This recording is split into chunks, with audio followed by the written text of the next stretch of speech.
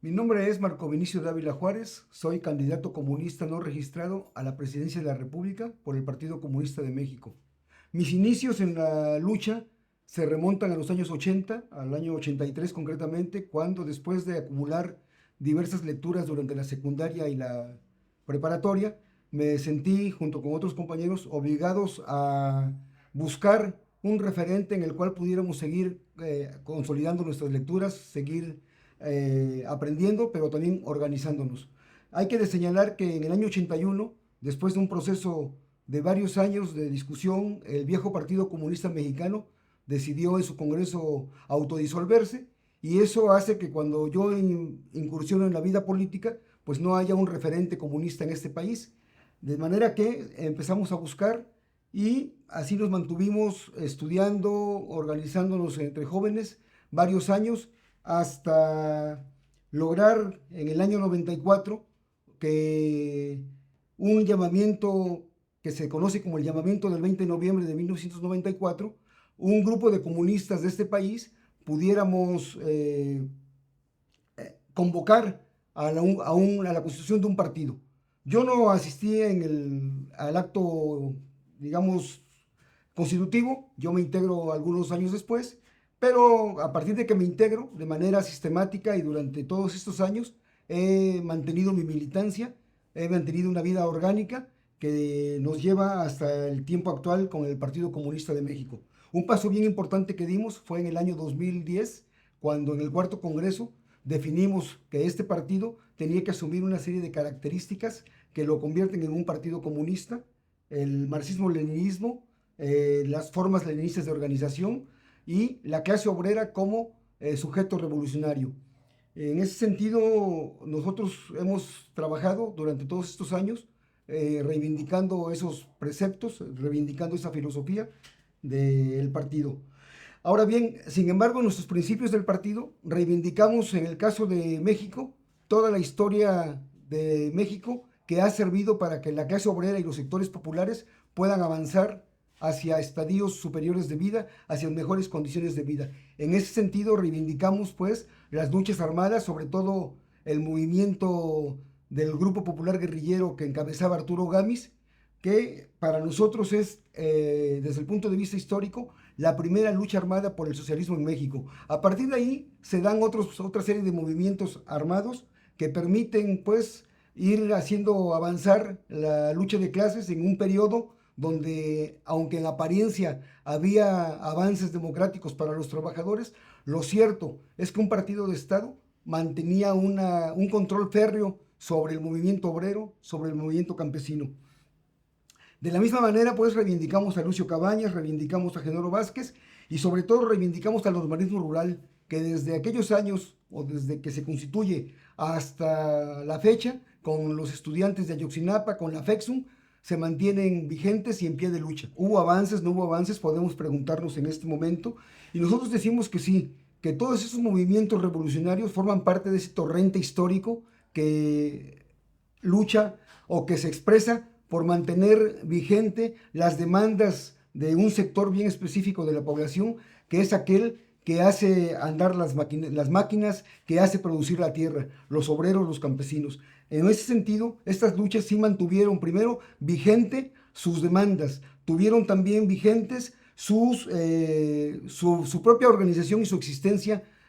como una fuerza visible, pero también lograron avances que se plasmaron en diferentes momentos en reformas constitucionales que posteriormente han sido borradas de la ley. Nosotros en América Latina, o sea, México en el contexto de América Latina no es el único país que mantenga luchas. Desde luego reivindicamos la lucha triunfante que significó la Revolución Cubana, Fidel Castro, Che Guevara, ese puñado de revolucionarios del 26 de julio. Es una reivindicación que también hacemos en el partido y en su momento hemos sido solidarios y hemos expresado de muchas maneras nuestra decisión de defender a la Revolución Cubana, de defender la construcción socialista en Cuba y de defender desde luego al Partido Comunista de Cuba y a sus principales dirigentes. Eso ha sido una cuestión natural de nuestra actividad política internacional, pero también hemos defendido otras luchas de América Latina, en las luchas del pueblo colombiano, hemos defendido en otros momentos expresiones de solidaridad con la lucha del pueblo chileno, del pueblo argentino, es decir, hemos estado siempre en el tema del internacionalismo proletario, como se llama a estas expresiones. Nosotros creemos que el capitalismo actualmente en su fase imperialista se encuentra ya en una fase terminal y hemos planteado, por lo tanto, que la tarea inmediata que tenemos los trabajadores, en México por lo menos, así lo planteamos, es la revolución socialista. Pero desde luego, no es que el socialismo, porque ya está en fase terminal, va a morir de manera natural. Nosotros tenemos que empujar esa fuerza que ha de acabar con este modo de producción. En ese sentido, esta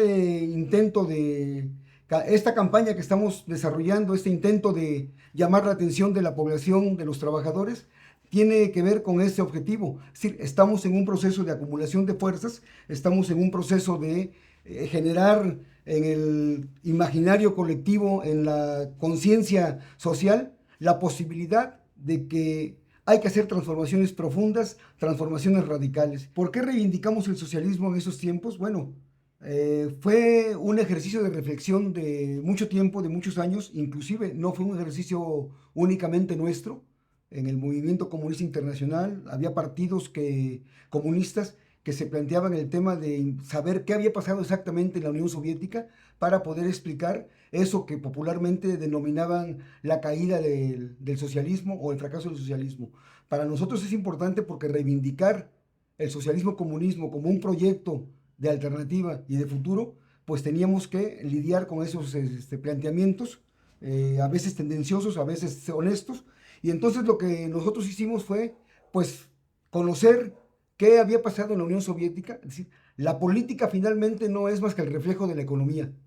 Y en ese sentido tuvimos que meternos a investigar. Los compañeros del Partido Comunista de Grecia en eso van muy avanzados, avanzaron mucho, lograron desarrollar un proyecto que se llama Las tesis sobre el socialismo, donde ellos explican cómo es que el socialismo en la Unión Soviética no es que hubiera fracasado o que se hubiera caído o que un solo hombre lo hubiera traicionado. Más bien era que una serie de relaciones económicas de carácter mercantil empezaron a erosionar la construcción socialista y bueno, eso conllevó durante un largo periodo de tiempo, de varias decenas de años, a lo que fuimos testigos en el año 91. Eso nosotros tuvimos que aclararlo, de hecho seguimos investigando el tema, no es un tema acabado, pero eso fue lo que nos permite ahora plantear que sí es posible reivindicar el socialismo, que sí es posible reivindicar al Partido Comunista y que además quien sigue siendo el sujeto revolucionario es la clase obrera. Es cierto, otras expresiones a finales del siglo pasado se manifestaron y surgieron de manera bastante llamativa, bastante necesaria además, que implicaba decir, por lo menos hay quien sí quiere luchar, porque la tesis del fin de la historia de Francis Fukuyama era que la lucha de clases se había acabado y por lo tanto no había motor de la historia y estábamos condenados a vivir en el capitalismo por siempre. Otras luchas se expresaron, el zapatismo en el 94 irrumpe, lanza una nueva oportunidad y posteriormente fuimos testigos también en el año 99 en la ronda de Seattle cómo el movimiento social irrumpe nuevamente a nivel mundial para decir hay resistencia. Pero nosotros decimos, bueno, esos grupos, esos sectores emergentes que se expresaron, en realidad pertenecen a una clase social, que es la clase obrera, la clase trabajadora, es decir, los que vendemos nuestra fuerza de trabajo. Por eso es que a pesar de que en su momento esos movimientos fueron sumamente llamativos, nosotros mantuvimos siempre la perspectiva del socialismo-comunismo como la alternativa anticapitalista, bien importante porque aunque se ha manejado alternativas anticapitalistas, lo cierto es que no hay planteamientos desarrollados, acabados, pero sobre todo experiencias de construcción de alternativas que no sea la que nosotros reivindicamos del siglo XX, que es la experiencia de construcción socialista en la Unión Soviética. En ese sentido es que nosotros podemos ahora salir a hablar con la gente y decirle la alternativa es el socialismo-comunismo. Hablando de luchas en México, bueno, hay que reconocer que el proceso de insumisión que ha sido largo ha mantenido diferentes momentos con luchas que se expresan de una manera violenta, de una manera espontánea, algunas incluso, pero que es lo que ha hecho que el Estado se mantenga en una posición de guerra en contra del movimiento social. Hablamos, por ejemplo, después del 94, con el levantamiento del STLN, tuvimos, por ejemplo, lo que fue la huelga de la UNAM en el 99, tuvimos también el movimiento de Atenco en el año 2000, tuvimos también la resistencia que se dio por la defensa de la industria eléctrica también en el año 99-2000, alrededor de lo que era el SME en aquel entonces, y de alguna manera esas luchas que han mantenido vigente las demandas y los anhelos populares, bueno, han hecho que el Estado mantenga también una vigilancia permanente de carácter contrarrevolucionario, de carácter contrainsurgente, en contra del movimiento, lo que ha llevado al Estado mexicano a irse perfeccionando, es decir, pasar de aquel viejo Estado policíaco a un Estado militarizado que tenemos actualmente, con argumentos diversos, donde incluso el propio narcotráfico, el propio crimen organizado, que se utiliza como pretexto para militarizar el país, en realidad lo que tenemos es que los grupos criminales en realidad funcionan como también un brazo armado paramilitar del Estado mexicano para actuar de manera contrainsurgente. En ese sentido, lo que nosotros podemos decir es que el Estado no se ha diluido, el Estado no ha abdicado de sus tareas, no es un Estado fallido, no es un Estado, un narcoestado. Lo que tenemos es un Estado perfeccionado en la parte más dura, que es la parte del control militar y de la represión. En ese sentido, tenemos que ver el Estado en los últimos 5 años, sobre todo en el gobierno de la socialdemocracia que encabeza López Obrador, que logró lo que en otros gobiernos anteriores no se había logrado, militarizar de manera legal este país. Incluso nosotros podemos hablar de un gobierno militarista, es decir, un gobierno que tiene la concepción de lo militar, no solamente en el aspecto de la represión ahora, sino inclusive ahora otorgándoles espacios en la vida pública, ya sea en la administración, ya sea incluso en el manejo de empresas como empresarios. Eso es realmente peligroso por una razón. Cualquier expresión económica,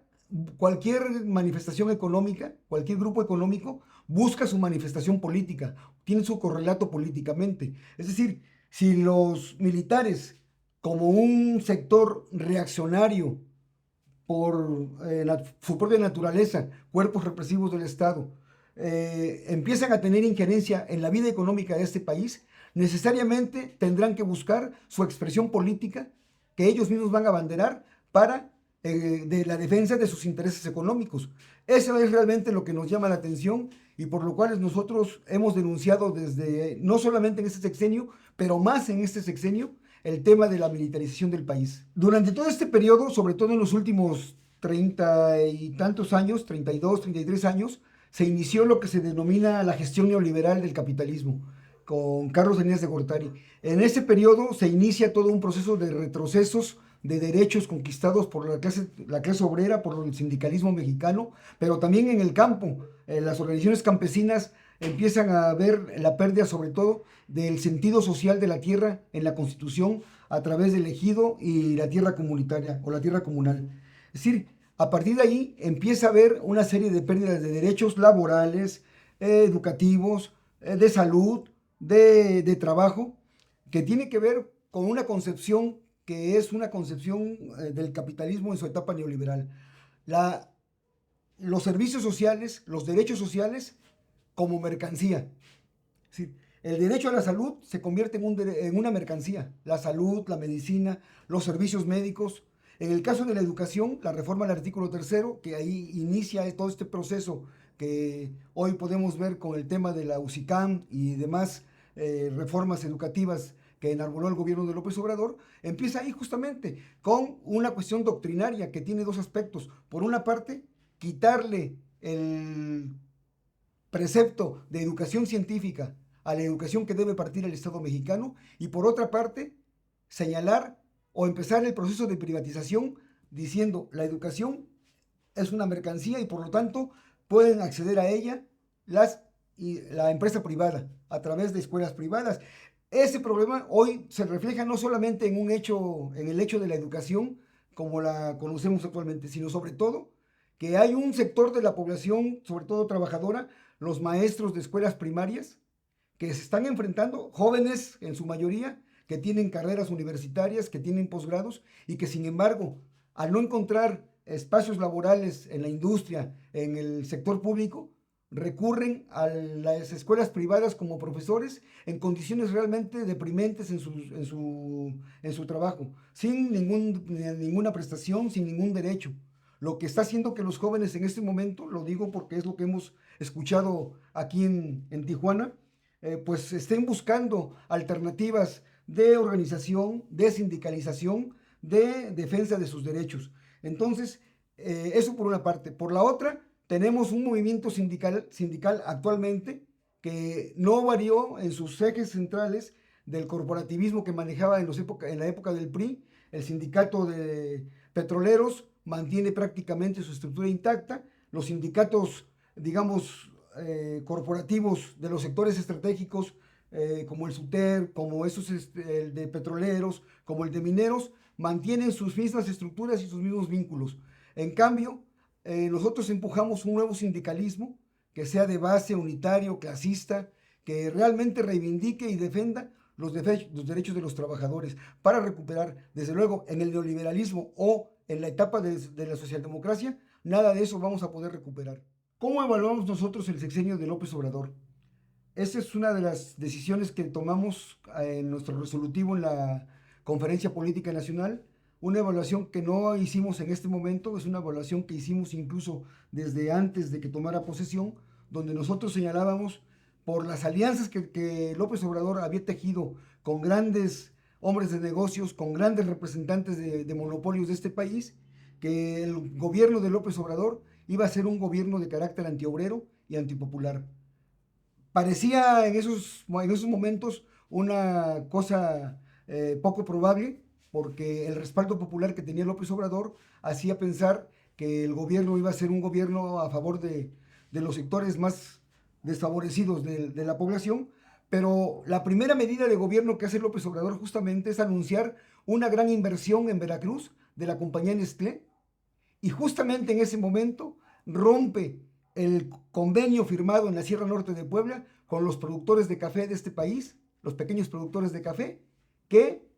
habían logrado que López Obrador firmara un documento donde él se comprometía a promover una ley de cafeticultura sustentable. Ese fue el sello de la casa de López Obrador durante todo el sexenio. Desconocer los acuerdos, desconocer las promesas de campaña con los sectores populares, con los sindicatos, y seguir favoreciendo, al igual que en los mejores años del neoliberalismo, a los grandes capitalistas de este país, de suerte tal que incluso Carlos Slim se ve obligado a tener que deslindarse de López Obrador, porque pues es ampliamente sabido, no solamente por lo que se maneja en noticias, sino por el monto de su fortuna. ¿Sí? No se puede explicar un crecimiento exponencial de su fortuna durante estos 5 años que van corriendo del sexenio de Obrador, si no es con el favor del gobierno en turno. Y podemos hablar de Slim, pero podemos hablar de otros 10 mínimamente personajes que se han enriquecido desde que Salinas de Gortari privatizó las más de 1,100 empresas y que, bueno, hoy son de las personas más ricas del mundo. En ese sentido, la evaluación de este gobierno es que no ha sido un gobierno a favor de los trabajadores. ¿Qué queda por resolver? Dice López Obrador, queda pendiente el problema de Ayotzinapa, pero no, en realidad quedan por resolver diversos e infinidad de problemas sociales con los campesinos que fueron despojados de la tierra en los años de Vicente Fox por la construcción de la carretera siglo XXI a Acapulco. Quedan luchas por resolver con el movimiento ferrocarrilero que hace unos días, justamente en el aniversario de Valentín Campa, fueron reprimidos en diversos lugares del país por la Guardia Nacional. Queda por resolver problemas con diferentes sindicatos, queda por resolver problemas de carácter de justicia. Bueno, el principal, el del problema de los compañeros desaparecidos de Ayotzinapa con sus padres. Entonces, es decir, este gobierno no cumplió,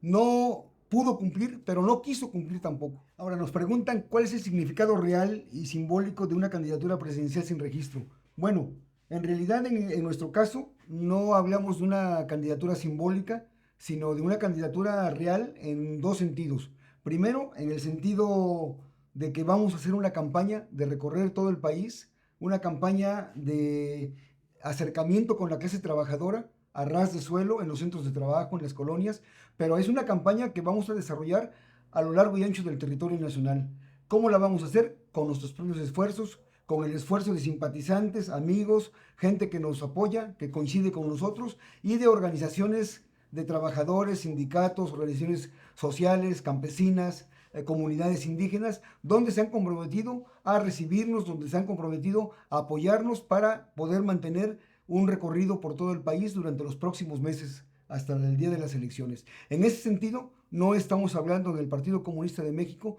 de una campaña de carácter simbólico, sino de una campaña real, efectiva. Ahora, desde otro punto de vista, es que tampoco es una campaña simbólica o una forma de protestar para llamar la atención del gobierno en turno o del próximo gobierno, no. En la boleta electoral hay un recuadro, viene en todas las boletas electorales desde hace muchos años, hay un recuadro donde se llama, dice ahí, si quiere votar por un candidato no registrado, poner el nombre. ¿Eso qué quiere decir? Y está consultado con diferentes especialistas en la materia y lo han expresado muchas voces y hay experiencias históricas recientes, pues, que prueban que esos votos son contados, se pueden contar, cuentan y determinan los porcentajes de la votación incluso. Entonces, tampoco es en ese sentido, es simbólica. Nosotros cuando decidimos lanzar esta candidatura, tanto en la presidencia de la República como en la Ciudad de México y en el estado de Morelos, valoramos eso. La gente, los trabajadores, los que estamos llamando a que voten por nosotros, a que conozcan nuestra propuesta, no estarían tal vez dispuestos a hacer algo, anular su voto. Por lo tanto, esta figura de candidato no registrado no significa anular el voto, no significa cancelar o votar en blanco. Significa un voto para una fuerza política que existe, que es real, que tiene 30 años existiendo con programa, con documentos, con publicaciones, con periódico, que además puede demostrar la INE y quiere demostrar la INE que tiene una representación popular en un amplio sector de la población. ¿Qué proponemos los comunistas en esta campaña y cuál es nuestra propuesta de gobierno para los trabajadores? Primeramente decir que nosotros no estamos proponiendo pequeñas reformas o pequeños parches a la Constitución, que nuestra propuesta es una propuesta profunda, una propuesta de transformación, no de cuarta, sino radical. Una propuesta que vaya a la raíz de los grandes problemas y graves problemas de este país. En ese sentido, nosotros decimos que tenemos que construir una nueva política, un nuevo poder y una nueva economía. ¿Qué significa esto de un nuevo poder? Bueno, nosotros señalamos que la figura presidencial en el momento actual, que como hemos señalado, representa los intereses de los grandes capitalistas, de los grandes dueños del dinero y los monopolios, debe desaparecer de la Constitución. En su lugar, lo que se debe de constituir es una Asamblea Nacional que tenga la tarea de ser legislativa y ejecutiva, que esta Asamblea elija un Consejo de Ministros y que ese Consejo de Ministros elija un presidente del Consejo de Ministros. Eso es en cuanto al tema, digamos, del Poder Ejecutivo. Desaparecer la figura presidencial y, en su defecto, una Asamblea Popular Legislativa y Ejecutiva. En el tema de los que integrarían esta Asamblea Popular, bueno, actualmente los diputados, los senadores, solamente son personeros, son representantes de los grandes capitales que justamente están en el Congreso para cuidar y representar y promover sus intereses. Nosotros decimos, primeramente, la Cámara de Senadores debe desaparecer. Es obsoleta, no sirve para nada. La Cámara de Diputados debe transformarse en una Asamblea Popular donde, voy a resaltar solamente dos mecanismos, los diputados electos o los asambleístas electos, primero, sean electos en sus centros de trabajo o en los centros de trabajo, no de manera territorial, para garantizar que la clase trabajadora sea la que efectivamente elija a sus representantes. Y en segundo lugar, para evitar ese afán de enriquecerse para cuando que se quiera llegar a esos espacios, lo que nosotros decimos es que cualquier legislador no debe ganar más de lo que gana un obrero especializado, un técnico calificado en su desempeño laboral. Y en el tema judicial, lo que planteamos es que desaparezca el actual sistema judicial en los términos que está, porque efectivamente son representantes de la misma manera de los grupos de poder económico, y en función de estos grupos de poder económico es como ellos ejecutan las leyes. En su defecto es un cuerpo judicial de la misma manera electo popularmente, bajo escrutinio popular, con sus juicios abiertos y públicos que estén sometidos al escrutinio popular, para que de esta manera pues los trabajadores, los sectores populares de este país puedan ir dándole seguimiento a estos procesos y garantizar que son procesos apegados totalmente al derecho social. Bien importante es que nuestro proyecto de constitución, a diferencia de lo que tenemos actualmente, que es la constitución actualmente tiene en el centro de su corpus legal la propiedad privada como defensa como acción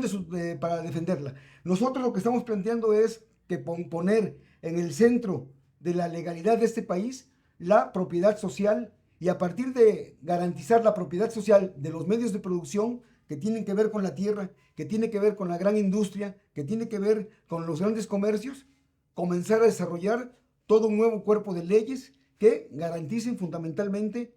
esta cuestión, el sentido social de la tierra y de los medios de producción. Con la nueva economía, ¿a qué nos referimos? Bueno, nosotros primero planteamos recuperar esas 1.100 empresas que eran del Estado y que fueron privatizadas durante estos 30 y tantos años que van corriendo de gestión neoliberal y socialdemócrata.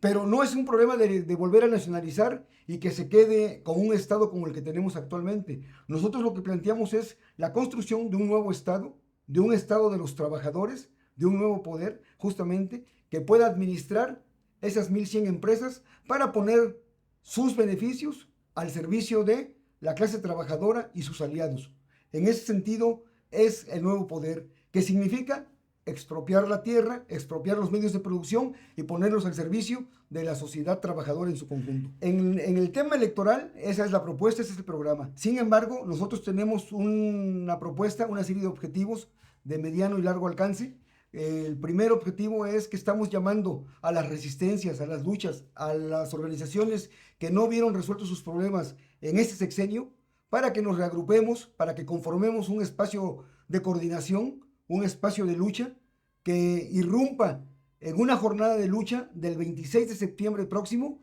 al 2 de octubre. Es decir, en los marcos del 10º aniversario de la desaparición de los jóvenes de Ayotzinapa, hasta el 2 de octubre, que conmemoramos un año más de la masacre del 2 de octubre del 68, pero que tiene un punto importante, el 1 de octubre, que es cuando estaría tomando posesión el nuevo gobierno que quede electo, y que nosotros tenemos que decirle desde el primer día de su gobierno que vamos a estar confrontados con cualquier medida antiobrera, antipopular y antidemocrática. En ese sentido, hago un llamado a los trabajadores, a la clase obrera de este país, a los sectores populares, para que nos favorezcan, primero reflexionando su voto, primero comparando con lo que mediáticamente apabulla en este periodo electoral, y que puedan tomar la decisión de que el día de las elecciones puedan poner en el recuadro del candidato no registrado el nombre de Marco Vinicio Dávila Juárez, y será un voto que va a contar, y será un voto que será para la lucha de los trabajadores en el Partido Comunista de México.